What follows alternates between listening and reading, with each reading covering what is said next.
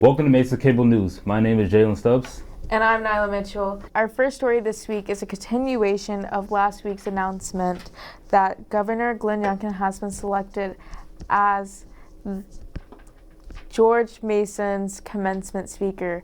This news has been met with severe negative reception, prompting President Gregory Washington to release a statement where he sustained his support in keeping Governor Youngkin. This news statement was met with negative reception once more from students who, by different means of organizing, showed multiple levels of opposition, including a Change.org petition that has received over 7,000 signatures at the time of this recording. Protests on Wilkins Plaza. In addition, yesterday, the BLACC, a campus organization that specializes in rallying student voices, held a town hall yesterday to discuss this issue at depth. MCM was on site to hear from students after the town hall. My name is Alberto Gonzalez, and following the BLACC town hall meeting, we had the opportunity to speak with students and student leaders in regards to Governor Glenn Youngkin giving a commencement speech in May 2023. I think it was really cool to see a lot of student organizations come up, especially the ones who may not necessarily be affiliated with diversity, but still recognize that this is the right thing to do. Again, it's not an issue of Republican, Democrat. People aren't angry because they want to complain or they need something to be angry about. It's an issue of human rights, and it's an issue of students thriving where they belong. And I just want to belong at this school, and I want to thrive here, and I feel like Glenn Youngkin doesn't want that either. So, as someone who personally has been in a meeting since the students have voiced their outrage, I am not happy. I don't think anyone is happy at this moment, and I am fully on their side on that. I do not think he understands the severity of the situation, nor the impact of him being on campus. I fully believe it's only for President Washington's benefit and his benefit only.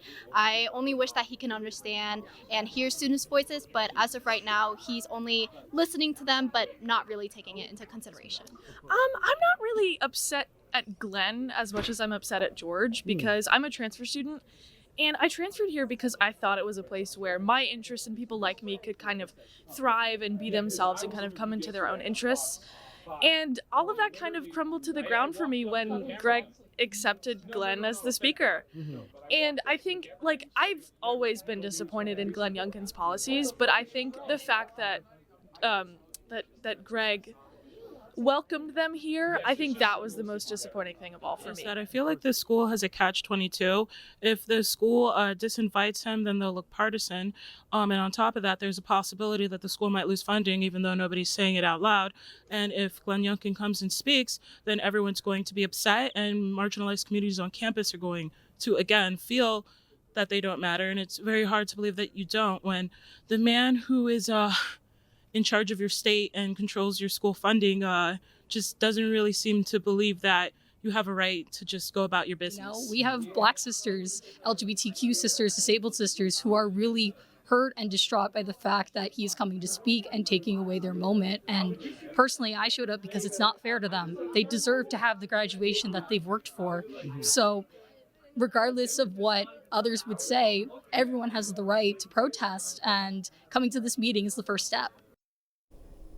Mason's Pride Drag Show is back again on next Saturday. Commemorated as Mason's largest and boldest drag show, will support drag talent such as Masbusi, Molasses, Serene Noir Sidora, Jackson, Silverware Sidora, Desiree D.I.K., and Mason Drag Royalty. Turn up at the JC Atrium on April 8th at 8 p.m. and get seating on the main floor. The ticket link is as follows: tinyurl.com/GMUPride23. iWeek is next week. This year will be jam-packed with events including sports tournaments like badminton, soccer, and cricket. This year, the dance competition will be back with an expanded list of competing teams. This dance competition is taking place at the Center for the Arts on Thursday the 6th at 7 p.m. The Parade Festival are 2 days earlier on the 4th at Watkins Plaza from 12 to 3 p.m. Join international students who will be representing their countries, sharing culture, and engaging in beautiful cross-cultural exchange over the course of the next week. Jeff will now give you the weather forecast for the upcoming week. Hello, Patriots. Looking forward to the week ahead. It looks like the weather will be more soothing and calm, starting from today, which was sunny, at a high of 54 degrees, and tonight it will be mostly clear with a low of 38. Tomorrow, there'll be a 30% chance of showers after 2 p.m., but it should stay partly clear for y'all, with a high near 68. The winds, however, will be quite high, with the highest being up to 28 miles per hour. If not during the day, the showers will definitely continue into the night, with a 90% chance of precipitation, and the low will be 58. The showers will continue into Saturday, but only until 8 a.m. The high that day will be 75 degrees and the low being 38. Sunday will be sunny with a high near 57 degrees and a low near 40. Monday will be sunny again with the heat turning up to 72 and the low being around 53. Tuesday will be less sunny with being partly cloudy, but the high will be 76 degrees. The low will be 58. Wednesday will be mostly cloudy in the morning with scattered thunderstorms developing later in the day. That day, the high will be 75 and the low will be 58. You may want to be keeping that umbrella handy for this week, but enjoy the good weather, Patriots. Now back to Nylah and Jalen. Thank you, Jeff. The student government presidential elections are just around the corner. This year, 2 candidates are running, Liam Keane and running mate Amanda Magpiong, and Paul Weich with running mate Nell Palumbo. Both candidates sat down with MCN's Jalen Stubbs and Shreyas Adicherla. Hello, Liam and Amanda. How are you guys doing today? I'm doing well. How are you doing? I'm doing great. Doing well. So I wanted to know more about the highlights of your platform. I noticed on your platform you talked about identity-based sensitivity training for student government. So in your perspective, for either of you, what does that exactly entail and what does that look like? Yeah, so I think first it's important to recognize that student government does not always have the best relationships with other organizations, specifically cultural organizations or identity-based organizations. So when you're serving a student population that is diverse as ours, you really need to learn about the just the lives of different students and different the history of the different experiences of these communities in order to actually advocate on behalf and beside these different communities. So what it's going to look like is inviting different clubs around campus, the experts around campus like CCEE, and other organizations as well.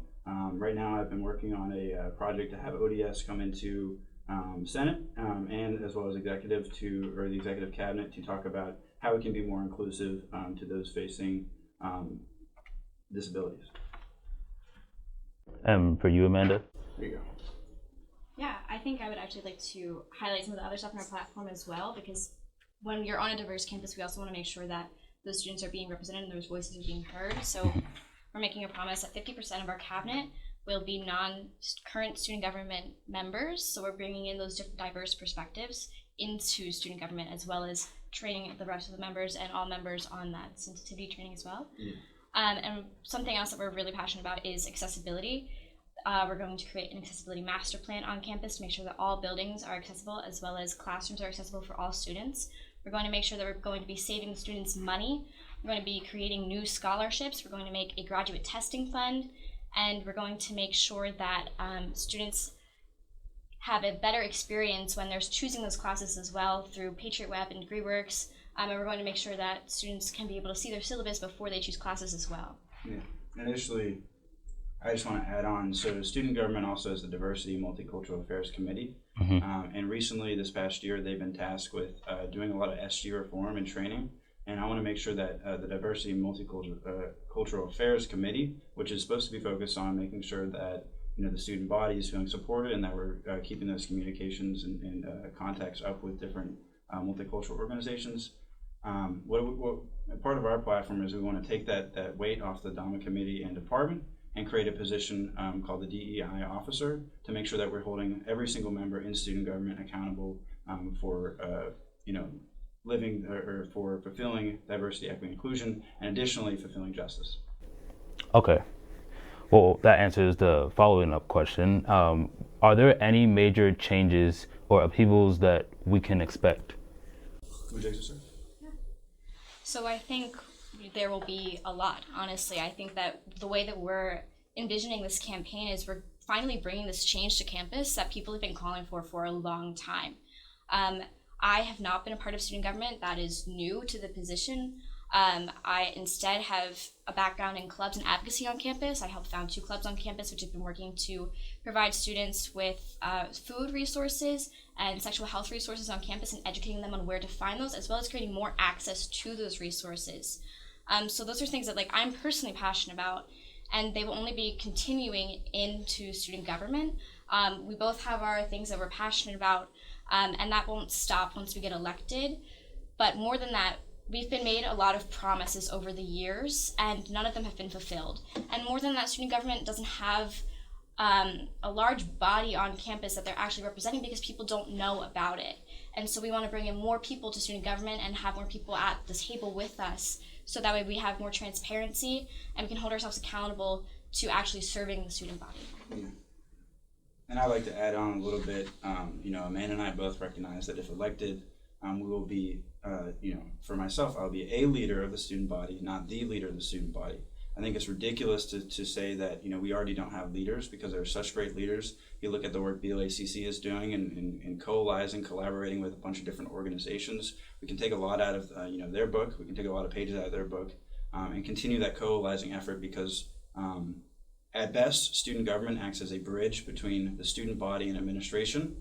And we need to ensure that we are working with the student body. Yes, and so last thing I wanted to finish up with is, what does student government mean to you? Yeah. All right, so I'll go ahead and start. So I actually want to talk a little bit about why I joined student government in the first place. So actually my freshman year, I was a commuter student for my first semester. And unfortunately, due to some life circumstances, I was sleeping on my friend's floors for about 2 months. And I met a very good leader in the student body, also a very kind and passionate friend of mine, Cora Matthews, who suggested for myself to apply to student government as Secretary of University Services, Patriot Leader, and an RA. Somehow I got all those 3 positions. And Corin really emphasized you need to make the change that you want to see in whatever position that you're doing. And I've been living to those words ever since. So student government really can mean a lot, and it can have a huge impact on students, as it had an impact on me. And I want to make sure that we're living up to that goal. And I don't feel that we have been living up to that goal.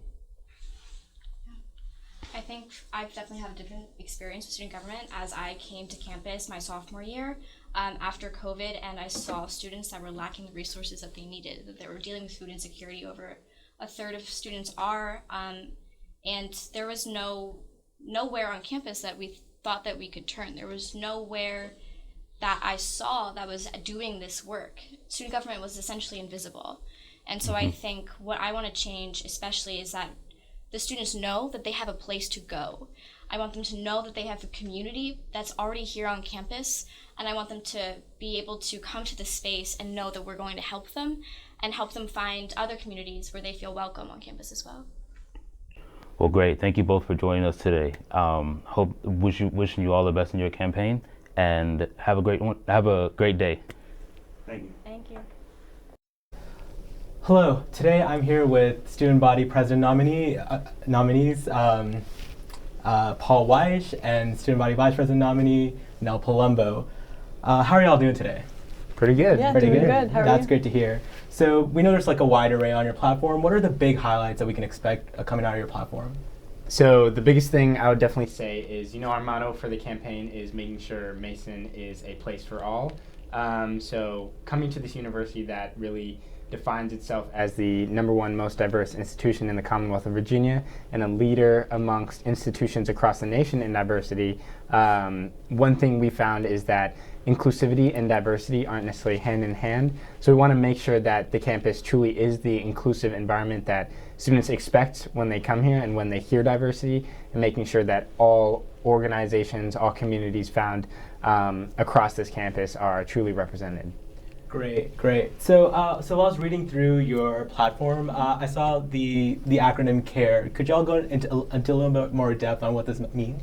Yeah, so CARE is an acronym for Cultural, Academic, racial, religious, and ethnic. And those are just some of the areas that we really want to highlight that we're really going to focus on. We want to make our cabinet super diverse and focus on those areas specifically amongst others, as well as just meeting the needs of those specific communities and making sure that Mason is giving them everything they need and all the resources and more on campus. That's incredible to hear. So what is the big change that you want the student body to see during your term? So one really big thing that we want the student body to see is a focus back towards putting the focus back towards them. So in this past administration, the Nguyen Penting administration, the focus was more on connecting with administrators, which is great and all, but truly the position of student body president and vice president is supposed to be that bridge, that representative to administration on behalf of the students. So making sure that we can truly get their perspective by being not only going to them asking, hey, what's wrong, what would you like to see, but being an active member in their communities so we can naturally see what's wrong and we don't have to ask them the question of what is wrong. Perfect. Those are some great ideas. So are there any big changes or any big upheavals that we can expect, or what's y'all take? Yeah, I mean, we obviously want to focus mostly on what students want and really be listening. I think that's something that's been lacking in the past, so we really want to make sure not only are we just going to those communities, that we're actually actively a part of those communities so we can understand their issues with them and be experiencing them alongside them in spaces where they feel comfortable. That's great to hear. And here's the final question for y'all. Because both of y'all are part of the student government, you're the speaker and you're the GCR chair. What is student government to you? So to me, student government is essentially an avenue, a resource to students on this campus that, whether you're not in student government, it's a organization you can go to kind of get your problems addressed or have your voice heard. But if you are in student government, it's an avenue for you to enact real change, real positive change onto this campus on behalf of not yourself, but the student body. Everybody in student government, they're supposed to be working for others, not their own agenda. So it's really just, to me, a great resource that can be used to do so much good on this campus. Mm-hmm. Yeah. What about you?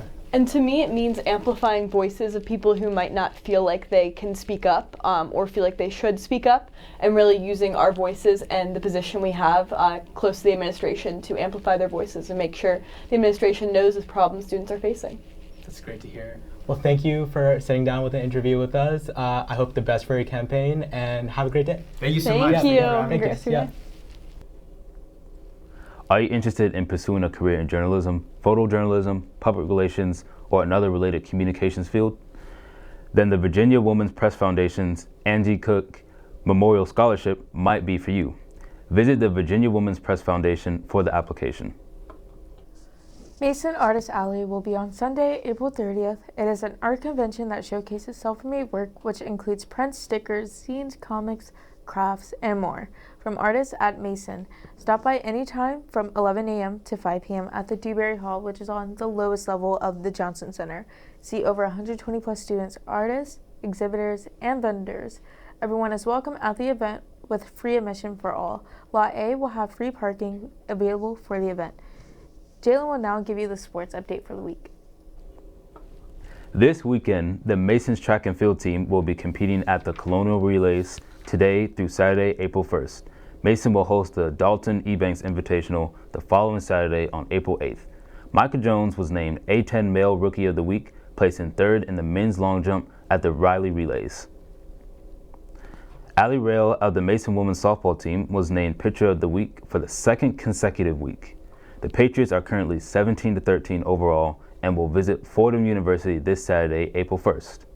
The Patriots unfortunately fell to Longwood during a doubleheader this past Wednesday, where they finished with the final score of 5-7 and 0-6. Mason men's volleyball will visit Princeton University this Saturday, April 1st at 5 p.m.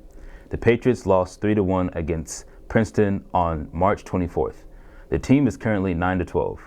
Mason was defeated in a 5-set thriller on Sunday against Loyola Chicago. This game against Princeton will be crucial for the Patriots to get back into form. It is March Madness, and the Final Four season has been decided. The 9th seed, Florida Atlantic University, will face off against the 5th seed, San Diego State. Saturday, April 1st. Following the 5th seed, Miami will play the 4th seed, University of Connecticut. The Corner Pocket is hosting a watch party for the championship game that will be taking place on April 3rd at 6 p.m. Join them to see who will win this year's tournament. Speaking of March Madness, Jalen, are you excited for the Final Four and the championship game, or has your bracket busted already? Well, Nylah, it's really interesting you asked. I'm pretty excited about this Final Four in particular because this is the first time March Madness has had a Final Four with no number one seeds. Yeah. And so I really think the games are going to be fairly close, very on both ends, offensively and defensively.